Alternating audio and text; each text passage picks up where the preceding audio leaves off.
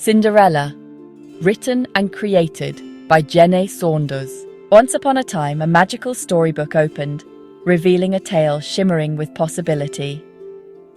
As dawn broke over an imposing stone manor, the world seemed to hold its breath for what was to come.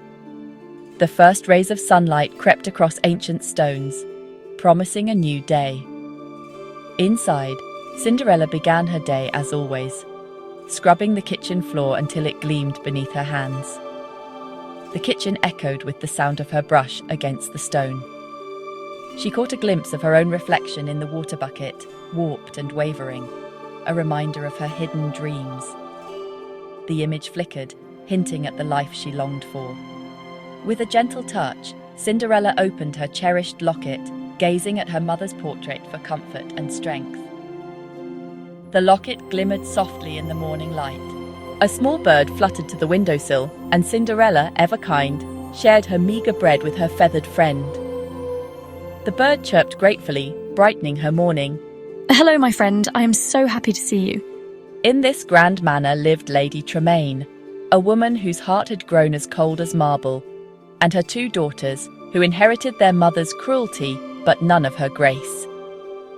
The trio ruled the household with icy authority.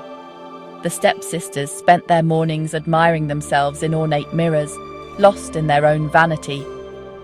Their laughter echoed through the halls as they fussed over every detail. Meanwhile, Cinderella quietly carried a breakfast tray through the grand dining room, careful not to disturb the silence. Her footsteps were soft, almost invisible in the vast space. Lady Tremaine regarded the tray with icy contempt, her gaze sharp and unforgiving as she prepared to pass judgment. The room seemed to grow colder under her stare. Late again, Cinderella, and look at this presentation. Utterly unacceptable. You'll redo the entire breakfast, and there will be no meal for you until every surface in this manor shines like new. The stepsisters delighted in Cinderella's misfortune, whispering and laughing with cruel satisfaction at her expense. Their jeers filled the air, making the kitchen feel even lonelier. Look at her filthy dress. She looks more like a scullery maid than a member of this household. Cinderella suits her perfectly. She's always covered in cinders and ash. Perhaps we should call her Cinder Girl instead. Yet, through it all, Cinderella retreated with quiet dignity, refusing to let their words break her spirit. She moved gracefully, her head held high despite the cruelty. She found solace in her mother's locket, a small treasure that reminded her she was loved. The gentle touch brought her comfort in the darkest moments. Suddenly, a royal messenger arrived at the manor's grand entrance, bearing news that would change everything. The sound of hooves and the flutter of a royal banner announced his arrival. The royal invitation was unveiled, announcing a grand ball at the palace, an event that would soon alter Cinderella's fate forever. The golden script shimmered with promise, setting hearts racing throughout the manor. But of course her evil stepmother and evil stepsisters did not want Cinderella to go to the ball, so they made sure they gave her lots of housework to do. Cinderella was heartbroken. She felt so alone. Tears rolling down her face, she decided to go into the garden to get some fresh air. And then suddenly her fairy godmother materializes in the garden, shimmering with a glowing aura. She just glided towards Cinderella, magically. Cinderella recoils in shock and disbelief, like she thought she was dreaming. She took Cinderella's hands to comfort her to take away her pain, as she could sense the heart ache within. Cinderella felt vulnerability and self-doubt, and then she lifted Cinderella's chin gently, saying, Now, my dear, everything is going to be okay." She then took out her crystalline wand, raising it high up in the air with a theatrical gesture. First, she transformed a pumpkin into a crystal carriage, and then with a wave of her wand, she transformed mice into white stallions. Starlight cascades over Cinderella like waterfall. Cinderella's tattered dress dissolved as the magic did its work, revealing a magnificent gown. Glass slippers materialize on her feet that looked like shimmering diamonds. She then told Cinderella, "Remember, my child, when the clock strikes 12, the magic will be no more and everything will return to how it was.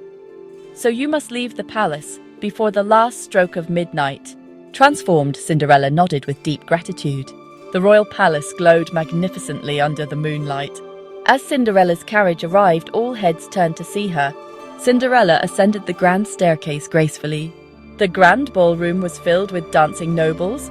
As Cinderella entered, the crowd parted before her. The prince's face transformed. When she walked into the room, he was totally captivated. The prince and Cinderella eyes met. Their hands touched, and it was love at first sight. And then the prince and Cinderella waltz in perfect harmony to the music. And then suddenly, the clock loudly made its first strike. Cinderella knew then she had to leave as quickly as possible. Then the clock made its second strike. This time it was so loud it echoed throughout the palace. Cinderella ran down the staircase towards her golden carriage. As she ran, she lost one of her glass slippers. But she did not have time to pick it up, so she kept on running, in case the spell broke while she was still in the palace. As she left the palace, her glass slipper laid on the staircase. It shimmered like a giant diamond. The prince's heart was broken that Cinderella left so suddenly, without telling the prince who she really was, ran after her, but only to find the glass slipper she had left behind. Holding it in his hands, he commanded the royal guard to help him go find his future queen. The prince rode out with his loyal royal guards on horseback. He travelled throughout the kingdom. He visited every maiden, but he did not find Cinderella. Then one of his royal guards told him, "There is just one more house on our list." They needed to visit. Of course, this was Cinderella's house. The prince and the royal guard arrived at Cinderella's house. The prince placed the glass slipper on Cinderella's foot, and of course it fit dark. Well, what happened next? Well, of course, a giant grand wedding for all the kingdom, and Cinderella looking like a true queen and a very happy prince. I do hope you enjoyed my video. Don't forget to like, share and subscribe. Kisses, Jenne Saunders.